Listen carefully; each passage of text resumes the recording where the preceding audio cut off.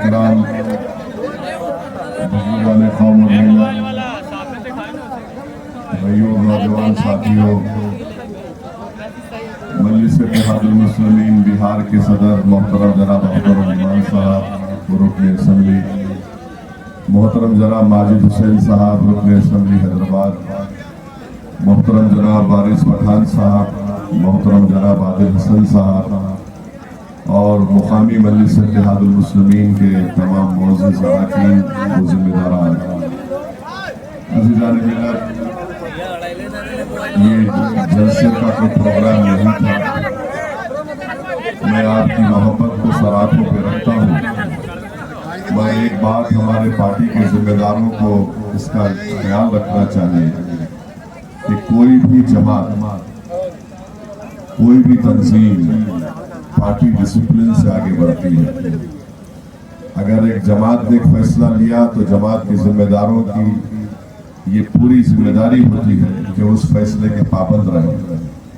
अगर हर कोई अपनी तरफ से मनमानी करेगा और ये कहेगा कि नहीं आवाम के बड़ा वो जोश है, मोहब्बत है, तो ये इस तरह से हम आगे नहीं बढ़ सकते। बड़ी मुश्किलों से, बड़ी तकालीफ का सफ़र उठाकर हमने बिहार में मजलिस इत्तेहादुल मुस्लिमीन को इस मुकाम पर लाया, और अगर हम चाहते हैं कि कामयाबियां हमारे कदम चूमें तो बहुत ज़रूरी है कि इखलास के साथ हर पार्टी का मेंबर पार्टी के फैसले का पाबंद रहे और जो पार्टी फैसला करती है उस पर अमल करे। वरना अगर हर कोई सिपह सालार बनेगा तो पार्टी कहीं आगे नहीं बढ़ सकती, वही पार्टी रुक जाएगी और कामयाबी हमको नहीं मिलेगी। तो मैं उम्मीद करता हूँ कि आज जो हमारे जिम्मेदार ने ये फैसला लिया है वो मुस्तकबिल में ऐसा कोई फैसला नहीं लेंगे। ये मैं उनको बता रहा हूँ, और मुस्तकबिल में अगर आप कोई फैसला लेंगे तो फिर ये गलती आपकी होगी, हम उसको बर्दाश्त नहीं करेंगे। मैं आपसे बताने भी आया हूँ क्योंकि आप लोगों की वालेहाना मोहब्बत है जो हमको यहाँ पर लाई है, और आप लोग बगैर किसी इत्तला के यहाँ पर आए हैं।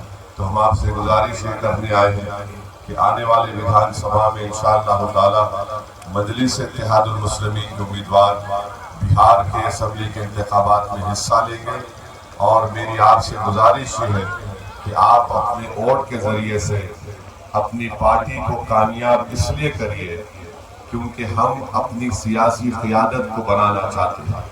देखिए, भारत के संविधान में दफ़ा 14 है जो समानता की और बराबरी की बात करता है।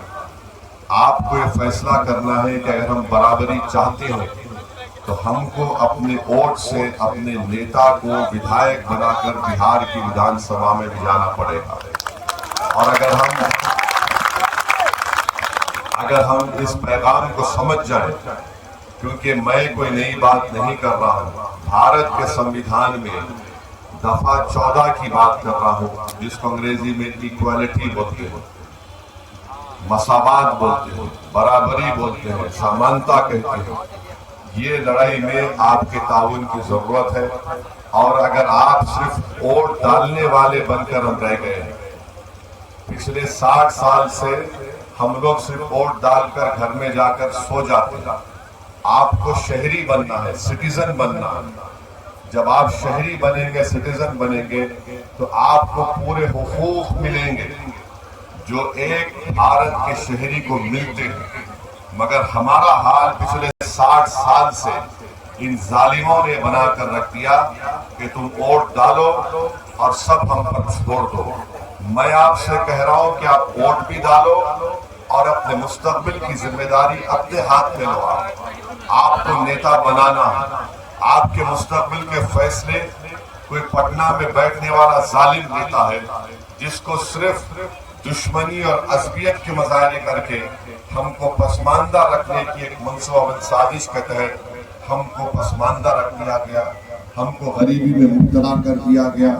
हमारे बच्चों को, हमारे खास तौर से हमारी बेटियों को तालीम मुकम्मल करने के मौके फराहम नहीं किए गए। यहाँ के नौजवानों का पलायन होता है, उसको रोकने की कोई पॉलिसी नहीं बनाई जाती।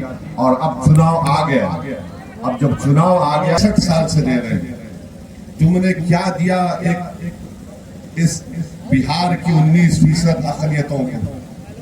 सेकुलरिज्म के नाम पर तो हम ही वोट दे रहे हैं, तुम कहाँ वोट दे रहे हो? अगर मैं किसी हर जलसे में आवाम से पूछता हूँ कि बताओ क्या तुमने बीजेपी को वोट दिया, तो सब हाथ उठाकर कहते हैं कि हमने नहीं दिया। तो फिर बीजेपी कामयाब कैसे हो रही है? जहां पर हमको इल्जाम लगाया जाता कि सुनिए, इल्जाम लगाया जाता कि मजलिस खड़ी हो जाती, अरे जहां पर हम नहीं खड़ा करते वहां पर भी हरा नहीं पाते बीजेपी को। इसीलिए आपसे कह रहे हैं कि अपने वजन को, अपनी ताकत में इजाफा अगर आपको करना है तो अपने वोट का इस्तेमाल मजलिस के पतन छाप के निशान पर आप करिए। और याद रखिए कि कोई भी इमारत 1 महीने में 2 महीने में तामीर नहीं होती। अगर आप अपने घर को बनाते हैं या कोई ऑफिस को बनाते हैं तो पहला काम आप क्या करते हैं कि उसकी बुनियाद को मजबूत रखें। आप बुनियाद को मजबूत करिए और अपने सियासी घर को तामीर करिए। ये सियासी घर में मैं आकर रहने वाला नहीं हूँ, ना कोई हैदराबाद से आकर रहेगा, इसके मालिक आप रहेंगे।